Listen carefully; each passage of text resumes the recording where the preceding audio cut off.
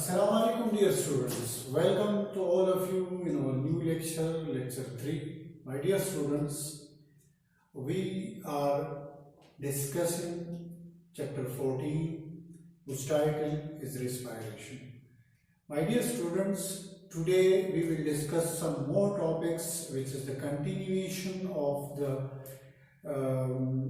topics which we discussed in lecture 1 and lecture 2. Hope that you people are watching these lectures carefully and you note down them in your notebooks. My dear students, today we are going to discuss some more topics, and the next topic is the respiratory volume.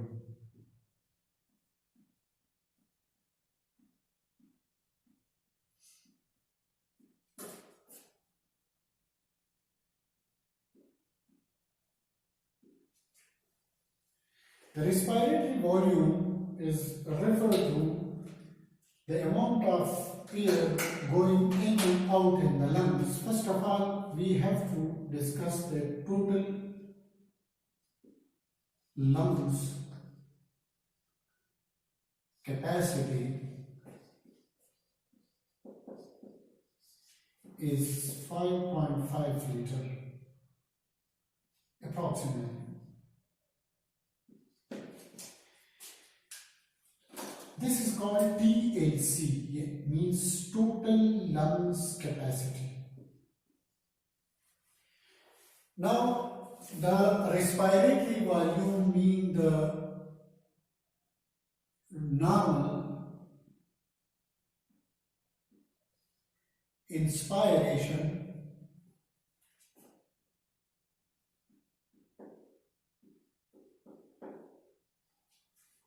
and expiration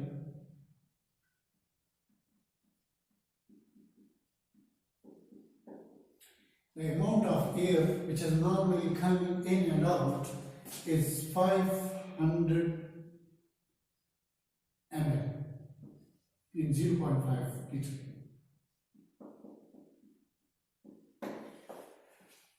This is the normal air which is usually in normal condition, and this is called tidal air. There is some air which remains constantly in the lungs, which is called as the residual air, whose amount is approximately 2.5 liter or 2500 ml. That air never comes out from the lungs. How forcefully you expire, it doesn't matter. So this air will comes out from the lungs only at the time of the death, in the last breath, because you can't eject complete air from the lungs, because it will result the collapse of the alveoli. So this residual air remains. But if you forcefully inhale the air, like long breath,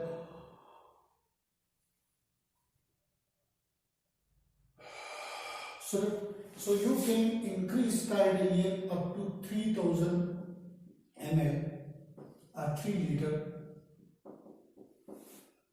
Sorry, maximally. So TLC is equal to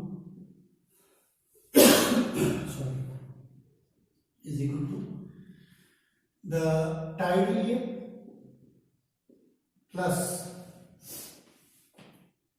residual air. If the tidal air is 3000 ml, means forcefully we got more air, not in normal, and residual air is 2500 ml. So the TLC, or the total lung capacities, are now equal to 5500 ml, mean 5.5 ml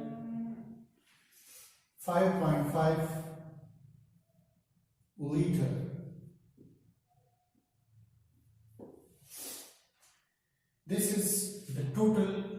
capacity are the T and C. So my dear students, the respiratory volumes depend upon our activities, that what sort of activities we are performing. What sort of activities we are performing, what sort of jobs we are doing. If we are very relaxed, then the respiratory volume, the tidal air will be 500 ml. But if we are taking it forcefully we are getting here, then it can be exceeded to 3000 ml or the 3 liter. So my dear students, it was all about the total lungs capacity and the respiratory volumes. Now the next topic we have is the respiratory control or the ventilation process.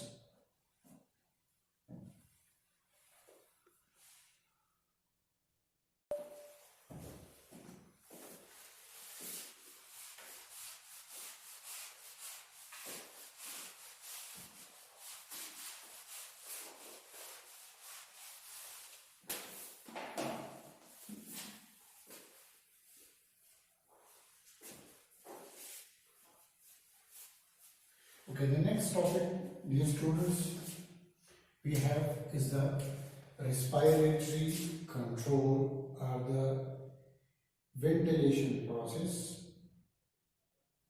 control of breathing.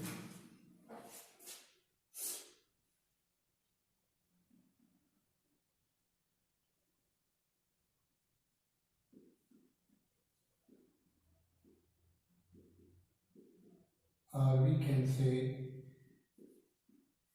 ventilation.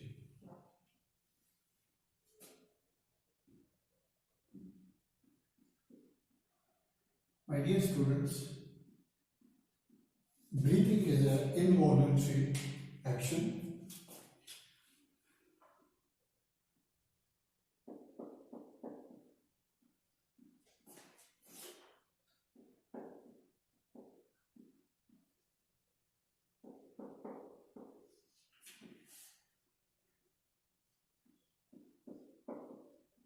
And the part of the brain who's controlling the involuntary actions is called as medulla oblongata.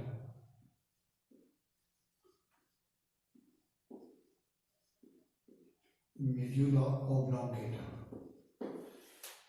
The medulla have respiratory center. Medulla have respiratory center.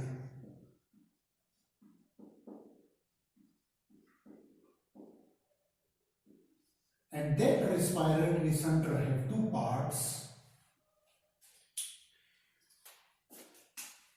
One is the dorsal part,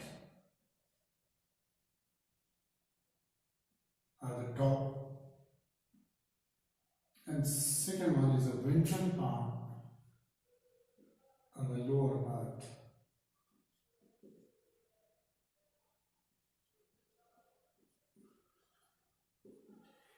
The dorsal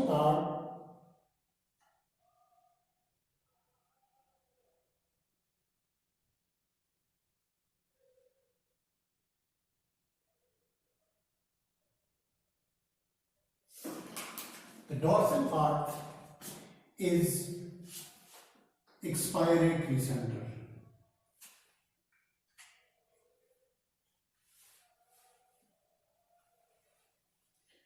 It is the expiratory center.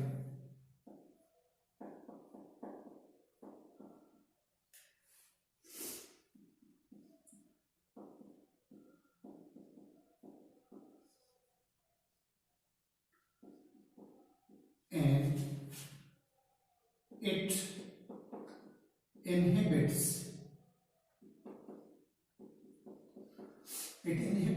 the inspiration, while the ventral part is called inspiratory center, and this center is responsible for the inspiration process, step of the breathing, and it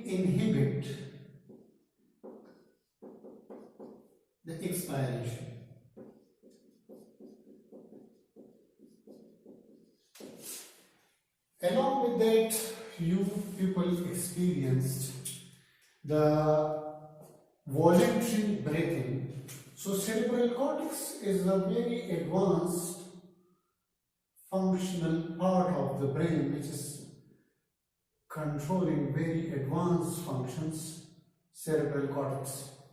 It influences the long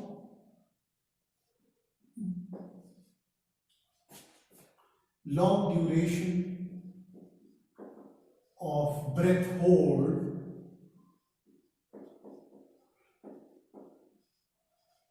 Usually some people hold the breath for a long time, usually when they are in water. But if it is continuously done, then this is voluntary.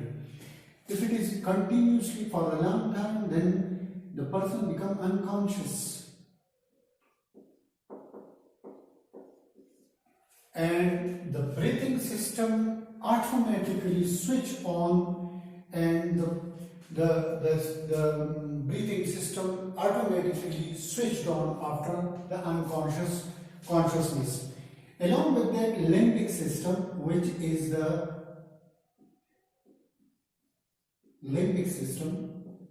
the center of emotions, have also role in the breathing.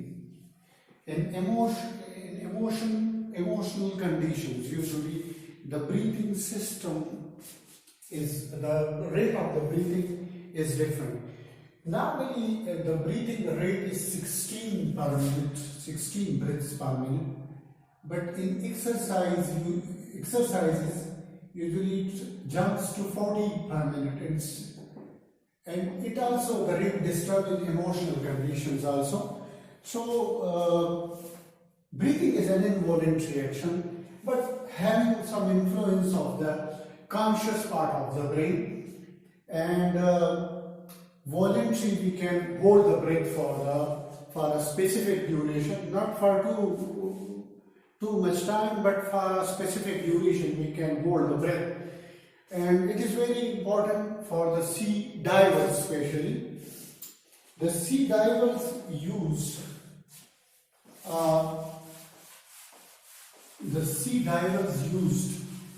a cylinder which is called scuba, which is complete form is self-contained.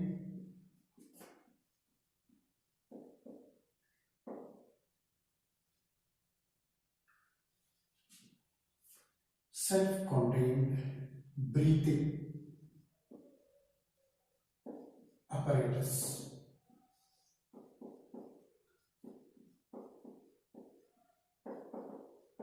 And in that scuba, there is a cylinder in which highly compressed air is present.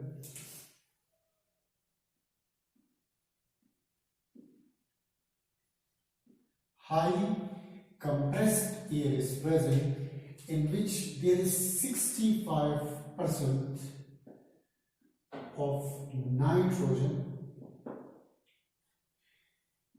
and 35% is oxygen,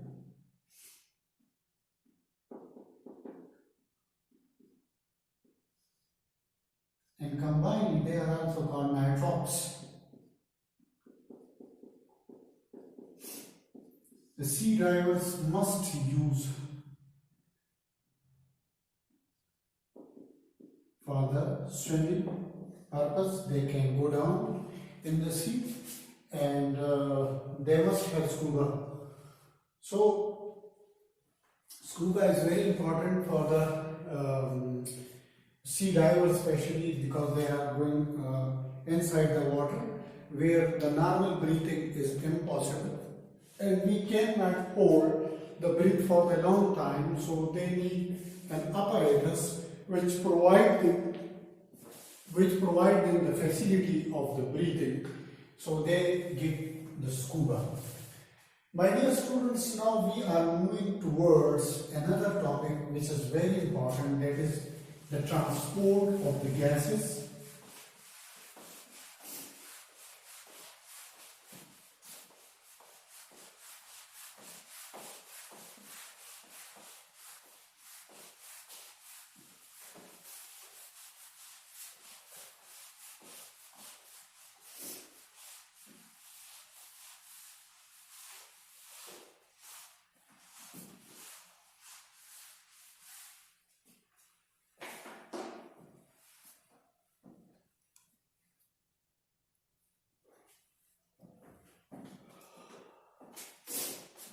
transport of gases is our next topic, and today we will discuss transport of oxygen.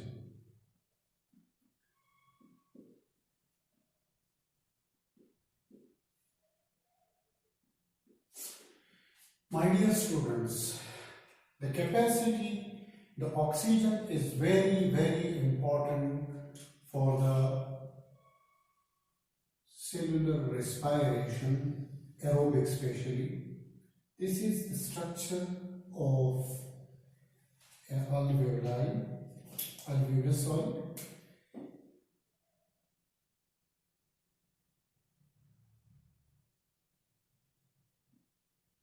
This is a blood capillary.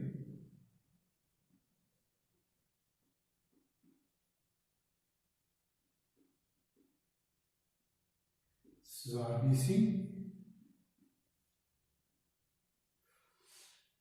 And when the gases comes, the internal atmosphere internal atmospheric air we have 21% of oxygen, and the blood present here is deoxygenated. Deoxygenated doesn't mean that it doesn't have any oxygen molecule, but the oxygen amount is less as compared to the external environment. So what happens, that the oxygen comes here to the blood and the carbon dioxide moves back, which is then removed by the expiration process.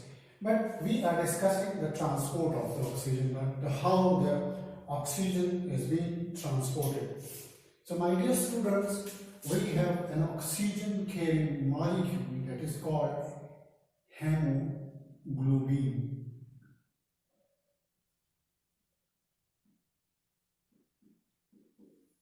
Hemoglobin is an oxygen carrying molecule, and it is composed of iron, heme, plus protein, and each RBC or red blood cell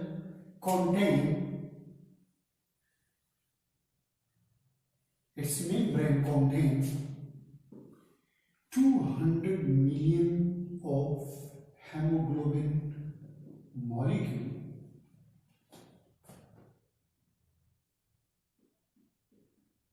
Each HB can carry 4 oxygen molecules, and the compound which is formed is called H4O2, HB4O2, or we can also write like this, HbO8. This compound is called oxyhemoglobin.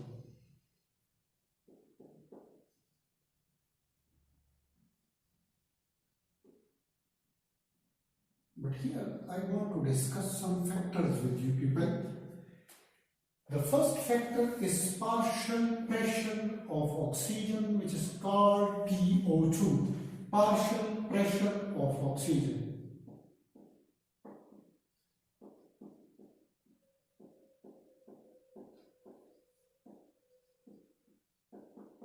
So in lungs, the partial pressure of oxygen is maximum.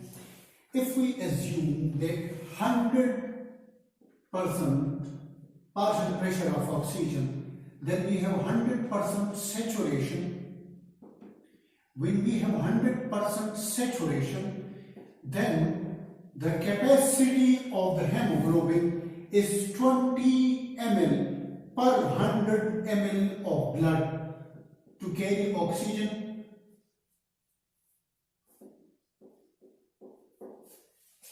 20 ml of oxygen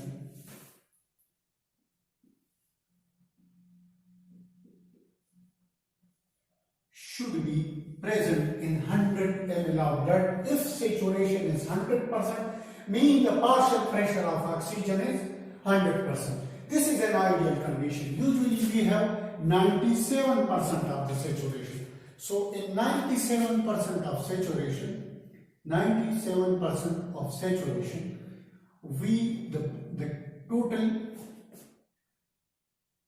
saturation, the blood carry 19.4 ml per 100 ml of blood. 19.4 ml of oxygen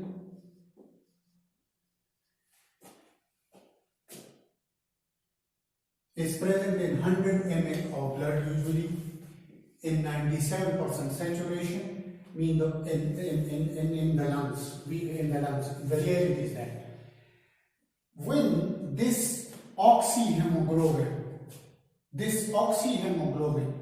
comes to the muscles,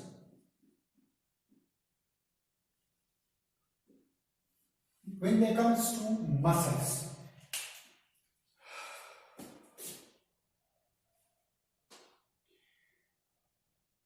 the partial pressure of oxygen is reduced. So when the partial pressure of oxygen is reduced, the oxyhemoglobin can't carry the oxygen furthermore, so the oxygen is transferred to the muscles. How much oxygen will be preloaded? About 5 ml oxygen is taken by the muscles, and the rest of the blood, which is now thought to be the deoxygenated, contain 14.4 ml of oxygen. It means that the deoxygenated blood is not the blood which even don't have a single molecule of oxygen. It still have 14.4 ml of oxygen, and that is the deoxygenated blood. Again, this blood will come into the lungs, and in the lungs, partial pressure of oxygen is high. So in the when partial pressure of oxygen is high, the hemoglobin will carry the oxygen, and again it will reach to 19.4 ml, and this blood will again be circulated to whole body, where the areas where the partial pressure is low, it will drop the oxygen, and hemoglobin will come again, will take the oxygen in the lungs, and this circulation will keep continuing. My dear students, you have to keep few points in mind, that we have hemoglobin. Hemoglobin is an oxygen carry. 97% oxygen is carried by the hemoglobin. 3% can travel through in the dissolved form in plasma, but hemoglobin will carry oxygen only if the partial pressure of oxygen is high, and the partial pressure of oxygen is always high in the lungs. And when the partial pressure of oxygen is high, usually it can take 19.4 ml oxygen is present per 100 ml of the blood. When this blood is transported to the muscles, the partial pressure of oxygen is low, so the oxygen which is carried by the hemoglobin will be dropped, but only 5 ml will be dropped, and this 14.4 ml oxygen carrying blood, which is called as deoxygenated blood, will be transported to the heart, where it should be sent back to the lungs, where it will again take the oxygen, and this cycle will repeat, so on. So my dear student, it's just the transport of oxygen. In our coming lecture, inshallah, we will explain the transport of carbon dioxide, which is also a very interesting topic. So the partial pressure of oxygen is the main point which you need to know, that in lungs, if somebody asks you that why hemoglobin take the oxygen in the lungs and drop them in the muscles, you should tell them that the main point is the partial pressure of oxygen. The partial pressure of oxygen is high in the lungs and it is low in the muscles. So in the lungs, the hemoglobin carry the oxygen and it will drop, where in the muscles where the partial pressure of oxygen is low. So this is the main point which you should keep in mind. Thank you so much. Hope that you will You will watch this lecture, you will note down the points, and still if you got any confusion or any sort of the problem, you will ask me frankly in the Zoom online session. I will wait for your question, I will wait for your feedback. Please ask the question if you fail to understand anything in my lecture. Thank you so much. Stay in home, stay blessed. Allah Hafiz.